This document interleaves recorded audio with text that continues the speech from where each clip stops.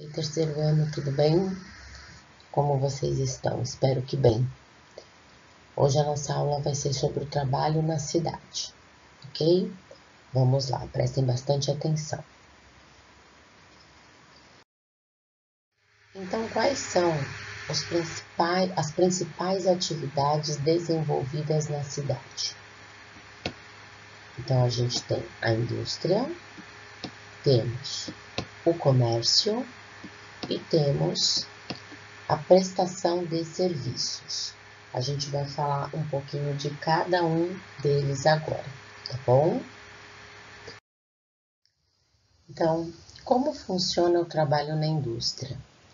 A matéria-prima, ela é transformada em diversos produtos. Então, aí a gente tem um exemplo do trigo. Ali vocês estão vendo a plantação de trigo. No quadrinho ao lado tem a colheita do trigo. Esse trigo, ele é armazenado em silos, que são aqueles reservatórios cinzas ali que vocês estão vendo. O grão fica armazenado lá. Depois, a indústria transforma esse trigo na farinha de trigo, que a gente conhece.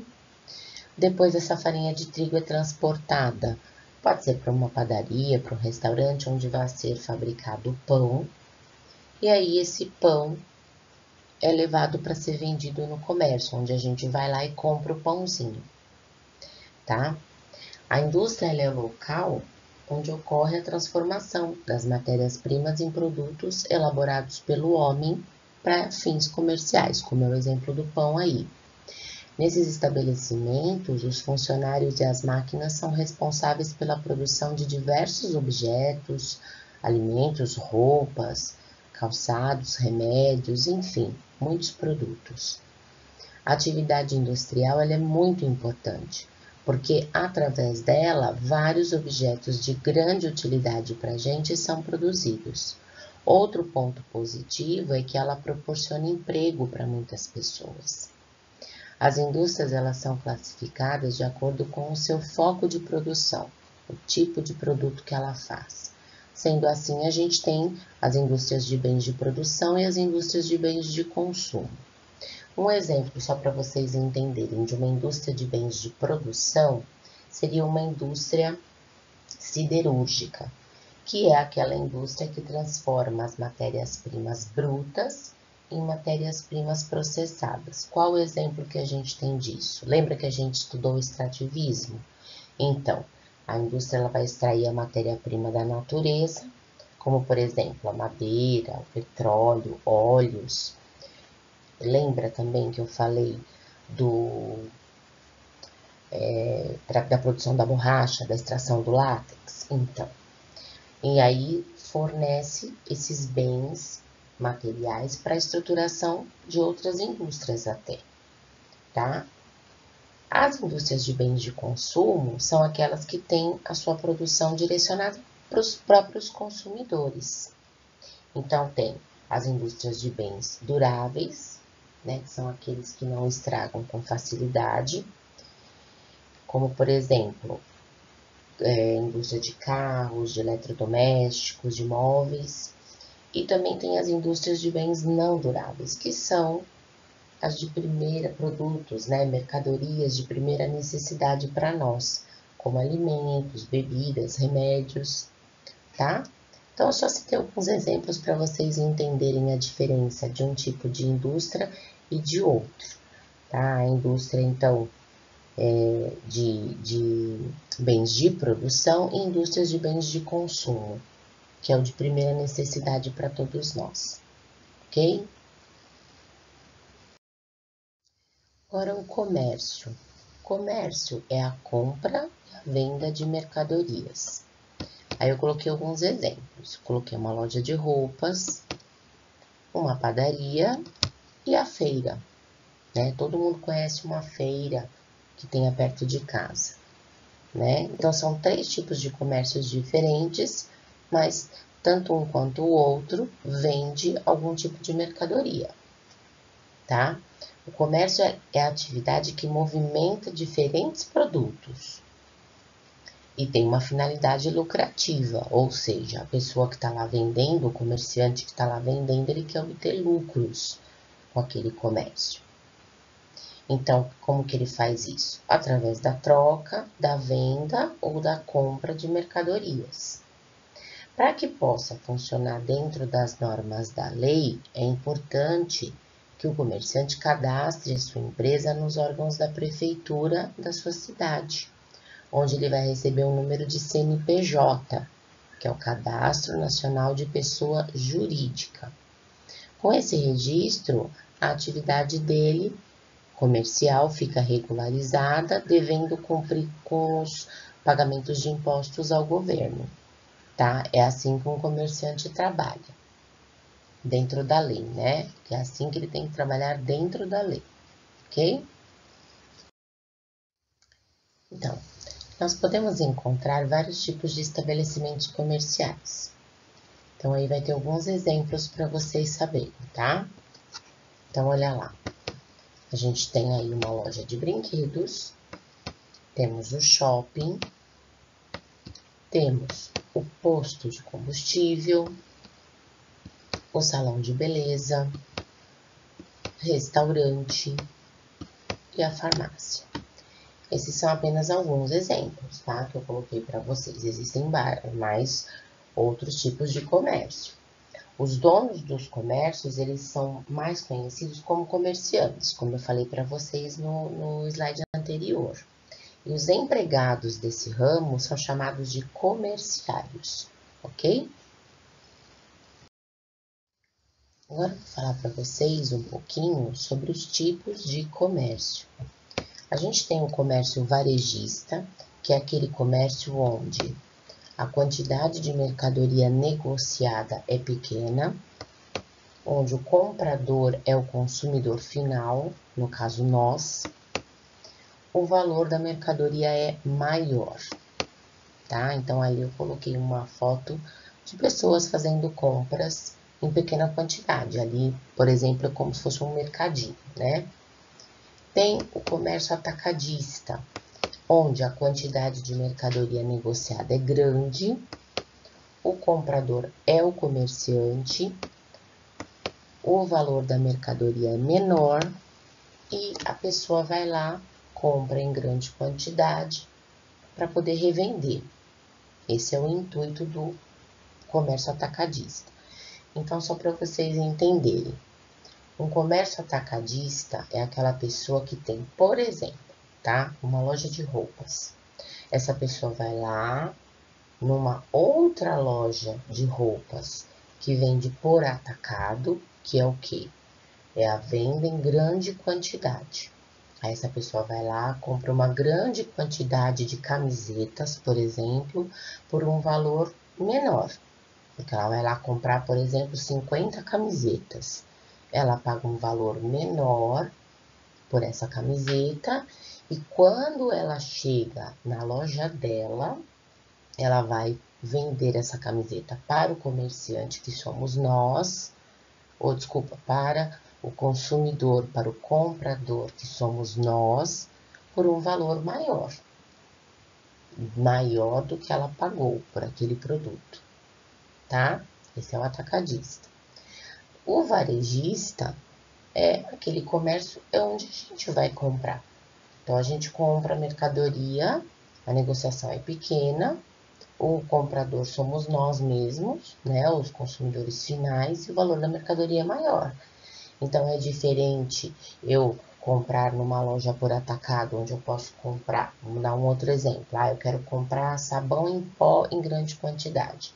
Se eu consigo ir numa loja que vende por atacado, eu consigo comprar um pacote fechado de sabão em pó, né, por exemplo, 10 caixas de sabão.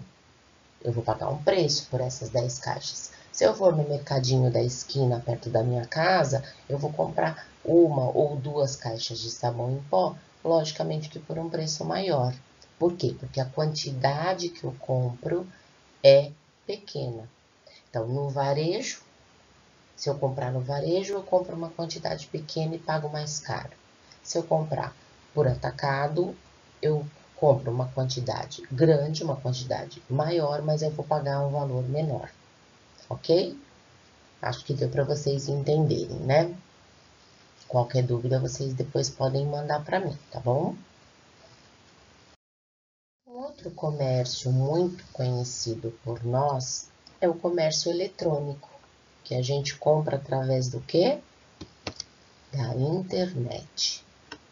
Então, nesse tipo de comércio, um serviço muito utilizado é o transporte, que é para nos trazer a mercadoria que a gente está comprando.